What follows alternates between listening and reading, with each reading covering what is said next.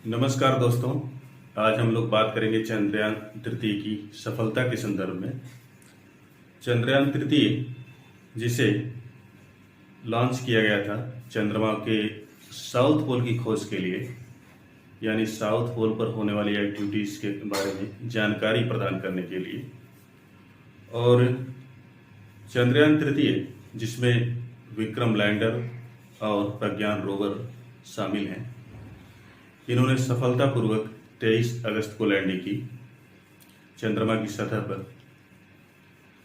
और इस सफलता के साथ ही भारत विश्व का पहला ऐसा देश बना जिसने सफलतापूर्वक चंद्रमा के दक्षिणी ध्रुव पर लैंडिंग की।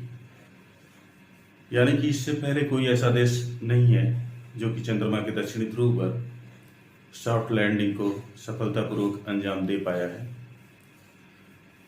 चंद्रमा पर सॉफ्ट लैंडिंग करने वाला भारत इसी के साथ विश्व का चौथा देश बन गया, और इस कतार में चाइना, रशिया, अमेरिका पहले से ही शामिल हैं।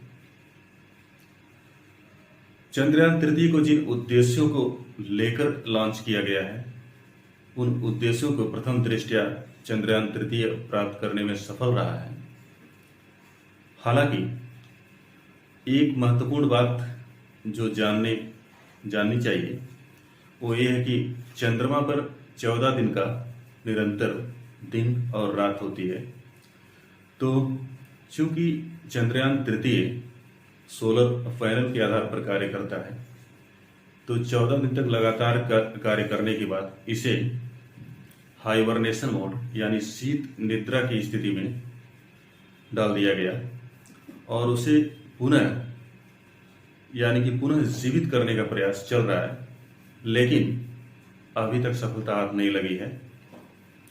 क्योंकि चंद्रमा की जो सतह है, वहाँ का जो टेम्परेचर है हाइबरनेशन मोड में, यानी कि मून नाइट में, उस दौरान वहाँ करीब -180 डिग्री सेंटीग्रेड पहुँच जाता है।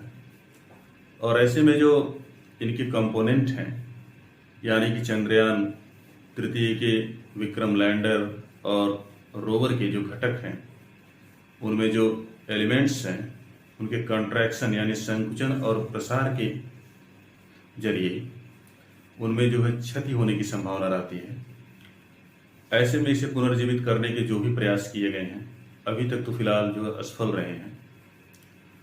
इसे हाइबरनेशन मोड में 2 सितंबर को डाला गया था, और 2 सितंबर के बाद कई बार प्रयास किए गए कि जो है इसे यानी कि जीवित स्थिति में लाया जाए, लेकिन तो जो है ये प्रयास असफल रहे हैं।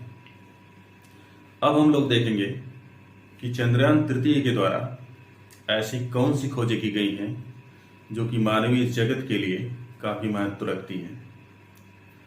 यानी कि आने वाले समय में जो और भी जो है इस तरीके के जो है प्रक्षेपण किए जाने हैं, वो चाहे बात चंद्रमा के लिए हो या बात अन्य उपग्रहों के लिए हो या पृथ्वी सदृश उपग्रहों की खोज से संबंधित हो या मंगल ग्रह के लिए मिशन की बात हो, मानवीय मिशन या गैर मानवीय मिशन, दोनों ही संदर्भों में, और मानवीय बसावट के संदर्भ में चंद्रमा पर, इन सारे बिंदुओं पर हम लोग बात करेंगे। तो सबसे पहले तो हम लोग बात करते हैं उस इंस्ट्रूमेंट की जो इसके साथ प्रज्ञान रोवर के साथ अटैच्ड है, और उसका नाम है लेजर इंड्यूस्ड स्पेक्ट्रोस्कोपिक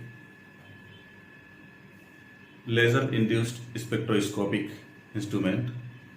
और इसे जो है बेंगलुरु में पीनिया इंडस्ट्रीज द्वारा जो है डिजाइन किया गया है, और पीनिया इंडस्ट्रीज ही वो पहली you can say that firm है जहां पर भारत के सबसे पहले उपग्रह को डिजाइन किया गया था 1975 में।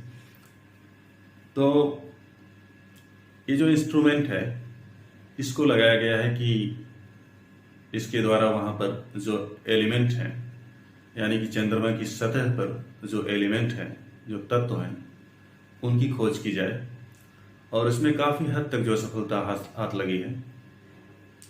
इसके पहले आप देखें कि चंद्रमा के चारों तरफ घूमने के द्वारा वहाँ के तत्वों की जानकारी प्राप्त की गई थी, लेकिन उस जानकारी में, जो कि नासा के उपग्रहों के द्वारा प्राप्त की गई थी, लेकिन उस जानकारी में सल्फर की खोज शामिल नहीं थी।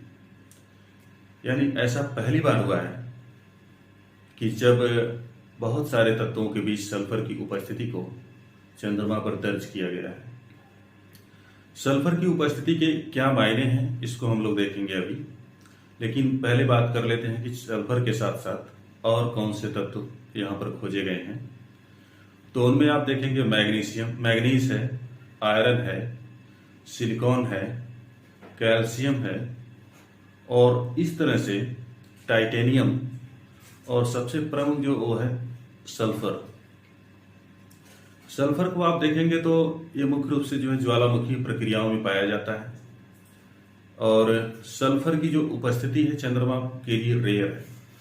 हालांकि सौरमंडल में सल्फर की उपस्थिति एक सामान्य बात है, लेकिन चंद्रमा के लिए रेयर है। ऐसे में आप देखेंगे कि सल्फर की उपस्थिति जो है कई तरफ इशारा करती है, कई डायमेंशन की तरफ, जिनमें आप देख सकते हैं। ये जानना अभी, ये क्लियर करना अभी बाकी है कि सल्फर की उपस्थिति जो चंद्रमा पर है, वो सल्फर जो है चंद्रमा की चट्टानों में मौजूद है। चंद्रमा की सतह की जो मृदा है, जो चट्टान है, उसमें मौजूद है, या ये किसी मेटेओराइट यानी उल्का पिंड का परिणाम है, यानी उल्का पिंड के ट्रेस हैं, उसके अंश हैं, या किसी पूर्व में हुई वोल्केनिक यानी कि ज्वालामुखी। चंद्रमा पर सल्फर की उपस्थिति इस मायने में भी महत्वपूर्ण है कि रॉकेट में जो ईंधन इस्तेमाल किए जाते हैं, उनको बनाने में सल्फर एक घटक के तौर पर भी इस्तेमाल किया जाता है। और सल्फर की उपस्थिति के साथ ही जलीय बर्फ की उपस्थिति के भी प्रमाण यहाँ पर मिले हैं, और जलीय बर्फ की उपस्थिति का महत्व यहाँ पर चंद्रमा पर मानवीय बसावट के लिए आवश्यक ड्रिंकिंग वाटर की सप्लाई के तौर पर भी देखा जा सकता है। साथ ही यहाँ से जो फर्दर एक्सप्लोरेशन किए जाने हैं, यानी पृथ्वी सदृश उपग्रहों की खोज हो, या अन्य ग्रहों में जीवन की मौजूदगी की खोज हो, और मंगल ग्रह पर अभियान भेजने की बात हो, या अन्य ग्रहों पर अभियान भेजने की बात हो, उस संदर्भ में, या सूर्य के लिए किसी अभियान भेजने की बात हो, किसी भी प्रकार के अभियान की, उनके लिए यानी कि ईंधन के तौर पर इस जलीय बर्फ का इस्तेमाल किया जा सकता है।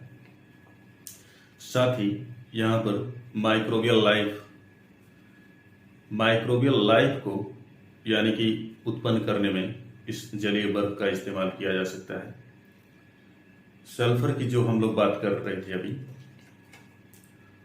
यहाँ पर यानी कि पौधों के लिए जो उर्वरक की आवश्यकता है, जो खाद की आवश्यकता है, उसको बनाने में सल्फर का इस्तेमाल किया जा सकता है। तो इतनी सारी महत्वपूर्ण खोजें इसके द्वारा की गई हैं। अब हम लोग बात करते हैं आयनोस्फीयर की, यानी चंद्रमा के आयनोस्फीयर की, आयन मंडल की। तो यहाँ पर आप देखेंगे कि डेंसिटी जो है यहाँ पर 5 मिलियन से शुरू होकर के, अब हम लोग यहाँ पर तापमान को देखेंगे, टेम्परेचर को। तो इसकी फाइंडिंग जो प्रज्ञान रोवर द्वारा की गई है, वो पूर्व में नासा के जो टेलीस्कोप हैं उनके द्वारा की गई फाइंडिंग से काफ़ी हद तक अलग है। इसमें देखेंगे, पहले ऐसा माना जा रहा था कि यहाँ का जो तापमान है वो 20 से 30 डिग्री सेंटीग्रेड के लगभग होगा, लेकिन उसके बिल्कुल उलट, यानी 60+ का यहाँ पर टेम्परेचर रिकॉर्ड किया गया है। और इसमें खास तौर से देखेंगे तो पृथ्वी की जो सतह है, उसमें उसकी ऊपरी सतह और उसके अंदर काफ़ी अंतर पाया जाता है टेम्परेचर के मामलों में। यानी इसे आप देखेंगे तो 10 डिग्री सेल्सियस से लेकर के 60 डिग्री सेल्सियस, -10 डिग्री सेल्सियस से लेकर के -60 डिग्री सेल्सियस तक यानी रेंज करती है। इतने उतार चढ़ाव देखे जाते हैं। और चंद्रमा का जो आयनोस्फीयर है, जो आयन मंडल, उसमें उसकी डेंसिटी आप देखेंगे तो डेंसिटी उसकी काफी कम है।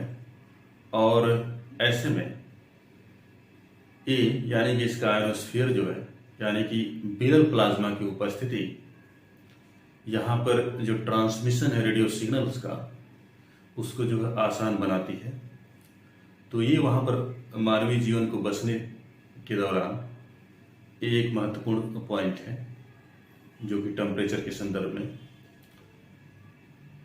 वर्तमान समय की जो फाइंडिंग है वो इस मायने में काफ़ी महत्वपूर्ण है कि ये इन सीटू फाइंडिंग है, यानी स्थानीय तौर पर कोई लैंडर और रोवर वहाँ पर उपस्थित होकर के इसकी खोज की है। इसकी पूर्व की जो फाइंडिंग थी वो जो है चंद्रमा के चारों तरफ चक्कर काटते हुए उपग्रहों के द्वारा की गई थी, जैसे कि नासा के टेलीस्कोप द्वारा। और नासा के एक यानी कि कोलोराडो यूनिवर्सिटी के वैज्ञानिक हैं, उनके द्वारा भी जो है इसकी पुष्टि की गई कि ये फाइंडिंग जो है पहले की अपेक्षा, यानी नासा द्वारा खोजे गए इस टेलीस्कोप की अपेक्षा जो है काफ़ी हद तक डिफरेंट है।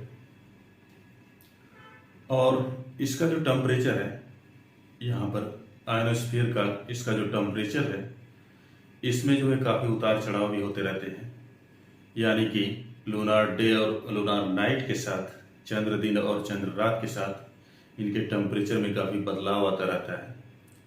तो इस मायने में भी ये फाइंडिंग महत्वपूर्ण है कि इस दौरान यहाँ पर जो मानवीय जीवन है उसके सेटलमेंट के लिए, उसको बसाने के लिए किस प्रकार की चुनौतियों का सामना किया जा सकता है।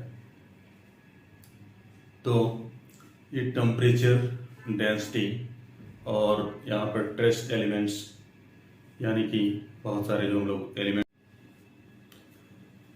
चंद्रमा की सतह पर चंद्रयान तृतीय के द्वारा जो भी खोजें की गई हैं, इस संदर्भ में महत्वपूर्ण है कि एक इन सीटू खोजें की गई, यानी कि वहाँ पर चंद्रयान के द्वारा ले जाए गए विक्रम लैंडर और प्रज्ञान रोवर की उपस्थिति दर्ज कराने के बाद ये खोजें की गई हैं। इसके पूर्व की जो भी खोज रही है, वो चाहे टेम्परेचर के संदर्भ में हो, डेंसिटी के संदर्भ में हो, एलिमेंट के संदर्भ में हो, सिस्मिक एक्टिविटीज़ के संदर्भ में हो, वो सारे ही चंद्रमा की चारों तरफ चक्कर काटते हुए सैटेलाइट्स के द्वारा दर्ज की गई थी। और उनमें नासा के सैटेलाइट्स के द्वारा दर्ज किए गए जो ब्यौरे हैं वो काफ़ी महत्वपूर्ण है।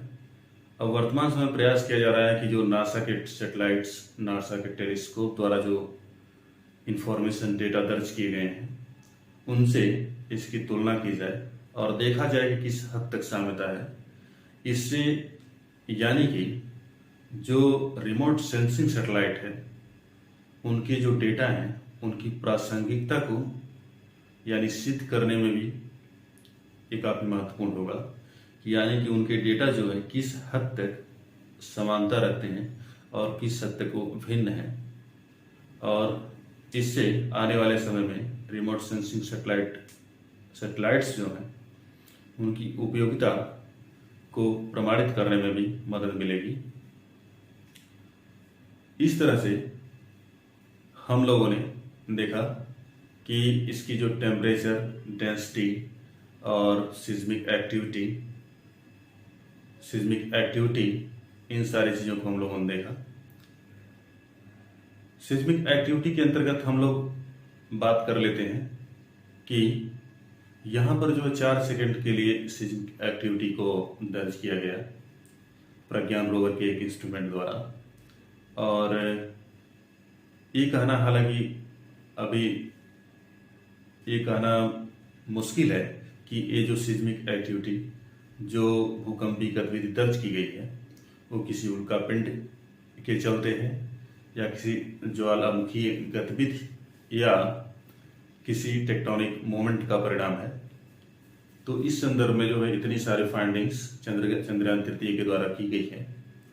और आने वाले समय में जो फर्दर एक्सप्लोरेशन होंगी, जैसे जाक्सा, जापान एरोस्पेस एजेंसी, और इसके इसरो के संयुक्त मिशन चंद्रयान चतुर्थ के और अन्य जो अभियान होंगे उनके द्वारा और भी महत्वपूर्ण फाइंडिंग्स यहाँ पर प्राप्त होंगी, जो आने वाले समय में विभिन्न एक्सोप्लैनेटरी मिशंस और चंद्रयान पर मानवीय जीवन को